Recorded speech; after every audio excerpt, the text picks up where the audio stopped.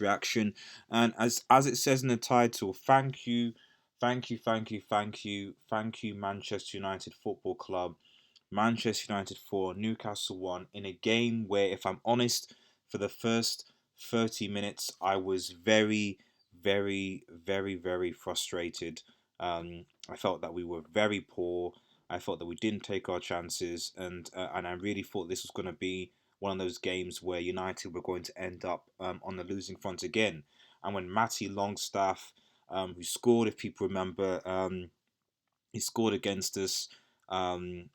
When we went to Old Trafford beforehand. Sorry, when we went to St James's last time, and where we lost 1-0 to Newcastle. And my goodness, it was that was a frustrating day, a frustrating game. Um, but to actually see him score at Old Trafford the first game from our defensive frailty at the time was very, very, very frustrating. Um, but the fact that now we came back into the game, Martial obviously taking the first goal. Um, it was a mistake by, I think, De firing a bottom right hand corner. De really should have probably got to that, but it's fine. We got the goal. It was 1-1.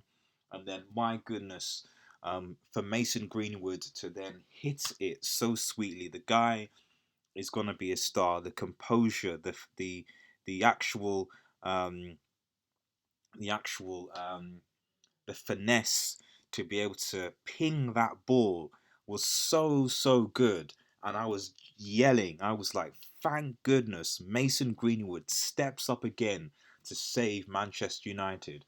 2-1 up, and we're thinking, right, the momentum is with us now.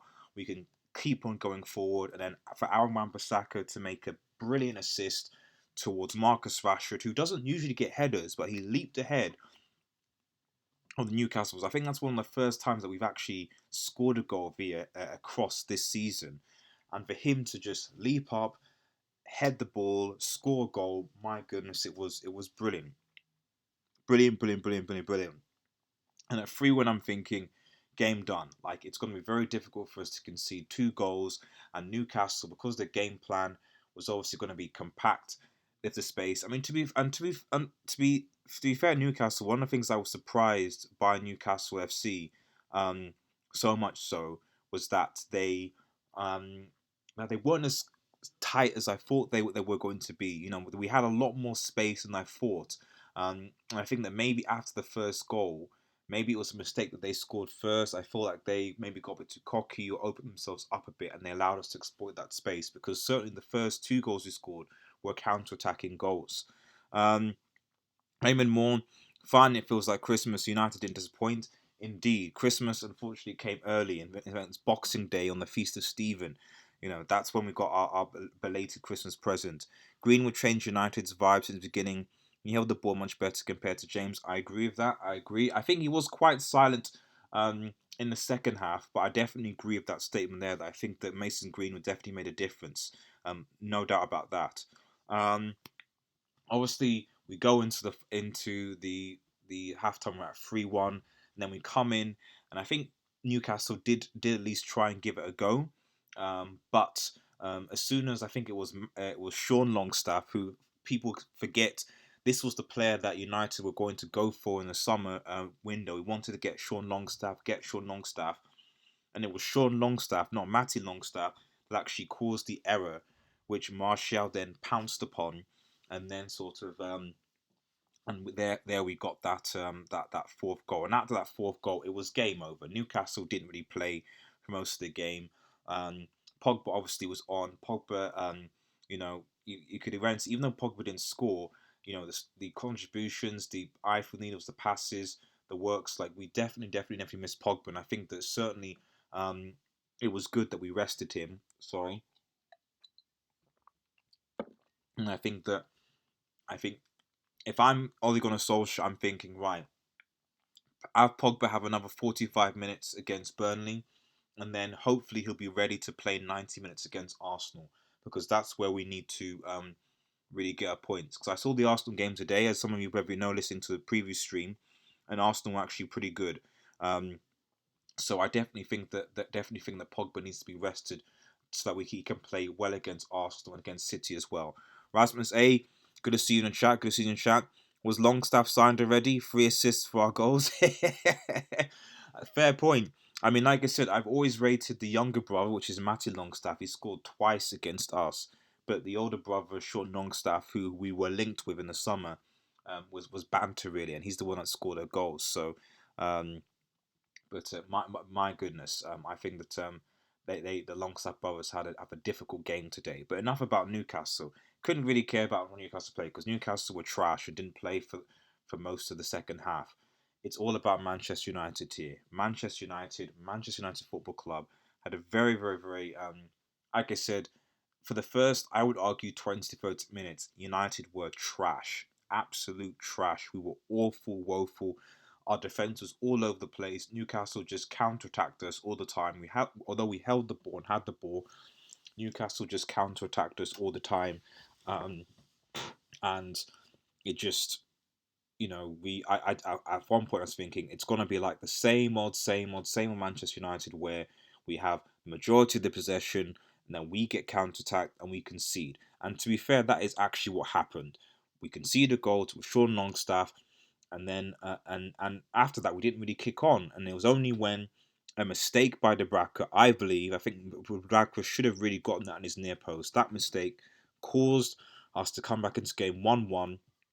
And then for Greenwood to make that absolutely sweet, fantastic strike, suddenly the momentum, the pressure was on Newcastle to basically come out of their half and actually play football, which they couldn't do. And Newcastle didn't have a plan B, and so suddenly now,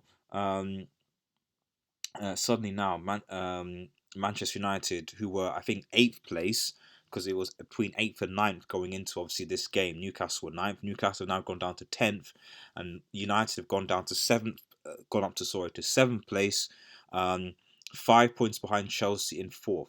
So I mean, I guess the question is, and for everyone who's actually watching this, is top 4 still on? Is top 4 still on? Because we we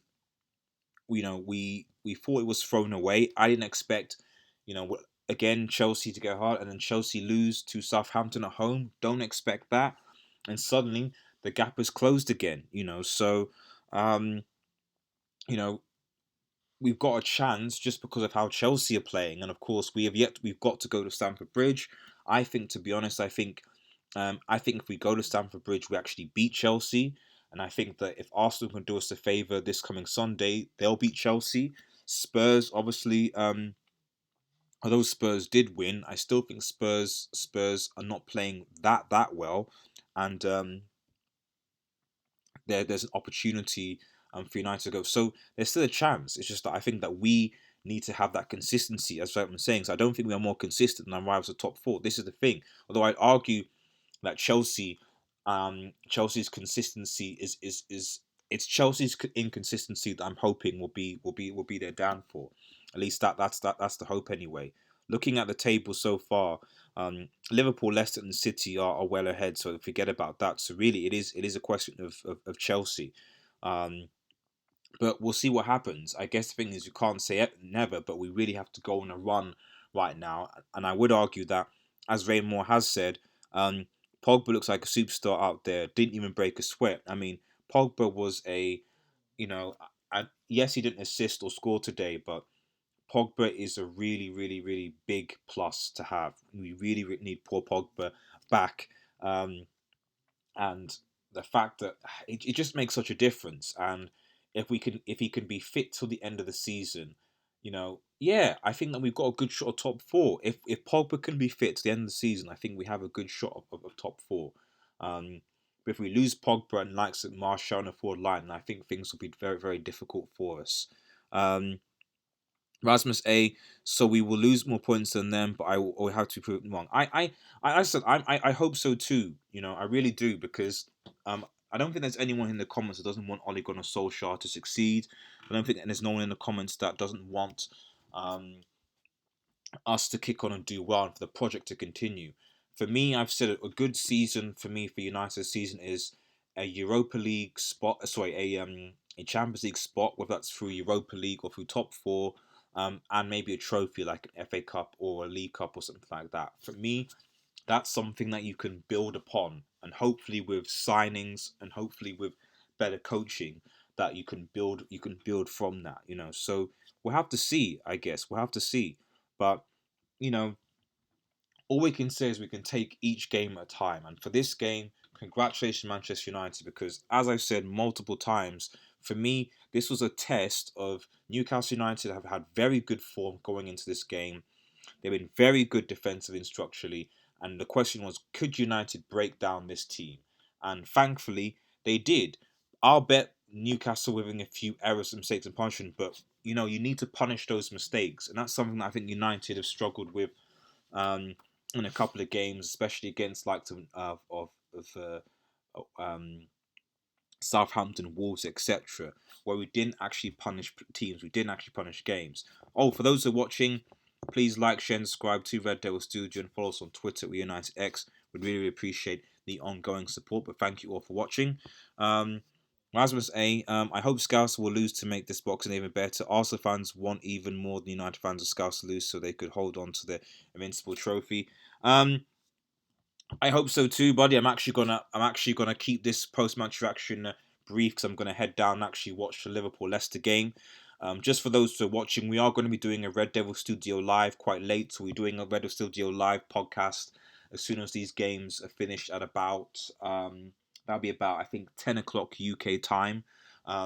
So 10 o'clock UK time, we'll be just doing a brief debrief of all these. So if you're still up for that, stay tuned. We'll be just discussing the events. It'll be me, Famincio, and Team Takagi One, just discussing today's games, and predicting the weekend games as well. So stay tuned for that if you can. Raymond Moore, only Pogba and Mata have the ability to play that long pass. I would love for United to play aggressive pressing ball compared to use of possession ball. I agree. I absolutely agree. That's why I thought we missed Pogba so much. Because Pogba can do that, and that's actually how we unlock defenses, how we actually break teams down. We missed that from Paul Pogba, and I'm so glad he's actually back. Are you do it tonight, 10 o'clock, 12 my time, a bit too late? Yeah, no, we just thought it'd be good. We just thought it'd be good, just literally, I guess, while the press is hot. I guess the alternative was tomorrow. Well, we could. I'll discuss with the guys. We thought tonight we would sort of get it out of the way, just because Friday night everyone's busy, and then suddenly Saturday you're into the you're into the games. But I guess yeah. Wait, because today's Thursday, and then it's Friday, and then Saturday you're back into the fixtures, so it's kind of like we might as well do it now. But anyway, yeah. Even if it's just a hey, how you doing? But yeah, we'll hopefully we'll be doing some sort of Red Devil Studio live, if not this evening, possibly tomorrow, but most likely this evening. Um, but yeah, just going back to Raymond Moore's point. Um, Pogba. For me, Pogba is the key. Pogba is the key, and we will just be a better. I think going forward, we are a better team with Paul Pogba in our side. We are, and he just makes it seem so seamless. So I don't want to just give Pogba all the praise, though. I think Wan-Bissaka had a brilliant game. It's weird because you don't even notice Wan-Bissaka's performances just because he is so consistent. I appreciate that he gave the penalty away last week, but Wan-Bissaka today. I think it was Joe Linton who was up against him, and he Wan-Bissaka basically couldn't do anything against Joe Linton. Wan-Bissaka was just was a rock basically. It was an absolute rock, an absolute beast. Um, and that assist, I think that's probably Wan-Bissaka's first assist, which isn't great for him, but I think it shows that he's starting to maybe go a bit forward a bit more, trying to do a few more things. Um, but I think it was great that he got that assist, and obviously Rashford scores that goal. So I think hands down Wan-Bissaka, um, and a very very good game. Scott McTominay, I'm going to make a note to Scott McTominay. Scott McTominay, if I'm honest, was actually lucky to stay on the pitch. Scott McTominay, there were a few interesting, and it was good tactically that McTominay came off, because I think that had McTominay stayed on for longer, um, there's a very good chance that McTominay would have actually been sent off. So I'm actually happy that McTominay was actually substituted for Paul Pogba. But there were a few opportunities where like he could have easily got a second yellow card had it been another referee. So you know, I think he was a bit lucky if that's sense. But I just quickly go through the team. Just quickly give what I think my player ratings are. I think and other post match fractions, I'll hopefully have a slideshow with the Manchester United team, and we'll do something like that. Um, so I'd say David De Gea for me just gets a 6. Um, I think so. These are player ratings, or I might post a separate video. I'm not sure, but anyway, I'll just tell you who I think gets what. Um, so David De Gea gets a 6, in my opinion, not because he was bad, but just because I don't think, to be honest, for the vast majority of the game, bar the goal, that he really had anything to do. Um, Moving on, Wan-Bissaka for me gets a solid 8. Wan-Bissaka was so good, and then to have to do that cross was just, it was just brilliant. So I think Wan-Bissaka for me gets a solid 8. Had a brilliant good performance. Maguire and Lindelof. I think Lindelof I'll give a 7. Maguire I'll give a 7 as well. I think that they grew into the game, but I would question both of them regarding the goal that we conceded. The communication between both of them, it seemed a bit. I just feel like Maguire and Lindelof is not going to be the centre back pairing for us winning a league or winning a title. Um, they just don't, from what I can see, seem to work together, and I think that's a shame. Um, then obviously Luke Shaw. Luke Shaw, I'll give probably 7 as well. I think he got forward very well, put some good crosses in, and really impacted the game. So not say more than that. In front of McTominay, I'll probably give McTominay a 6. I think he had an all right game, but he was very lucky to not be sent off, to be honest, because he made a few clumsy challenges. Um, Following that, I think Fred gets a good 8. Fred had a very good game. If there's one player that I feel that at least this season, that has gotten better and better and better, it's Fred. I do think he needs to play with like a McTominay or Pogba, but Fred actually played very, very well. He was tenacity going forward, come to play. His actual set piece delivery is a lot better than Marcus Rashford's or Pereira's, etc. So I think Fred had a very, very good game. I think he definitely gets an 8 for me. Um, Pereira, Pereira, I'll give a 7. I don't think he had a great game. I don't think he had a terrible game either. Um, I do think he is still in terms of the backup feature, just like Jesse Lingard. Um, but I'll give him a solid 7. Um, Greenwood gets a 9 for me. He did disappear for quite long periods of the second half, but the way he changed the game, playing from the start, and on top of that finish, that composure to really just get us back into the game was absolutely brilliant. So he gets a 9 for me. Martial likewise.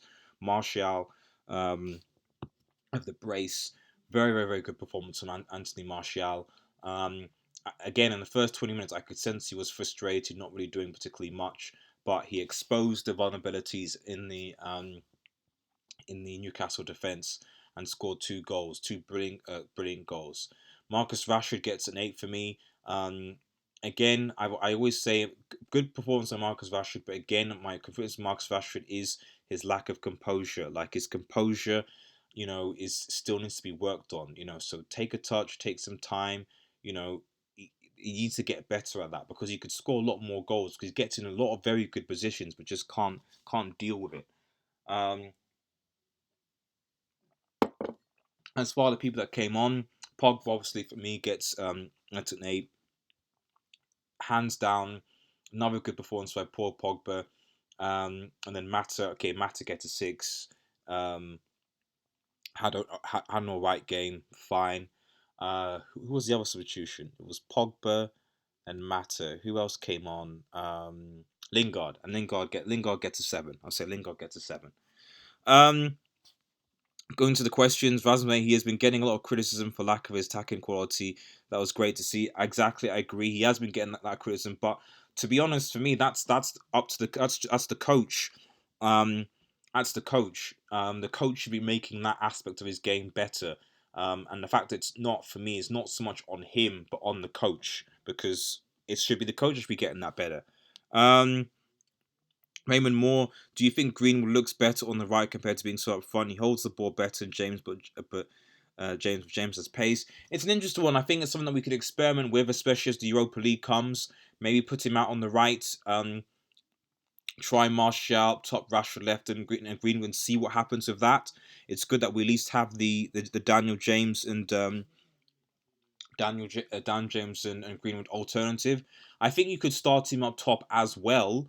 But yeah, I do think that's reasonable. I think interchanging those three, I think is where we need to go, especially because I think that Daniel James definitely needs some rest, and it was good, I think, that he didn't play.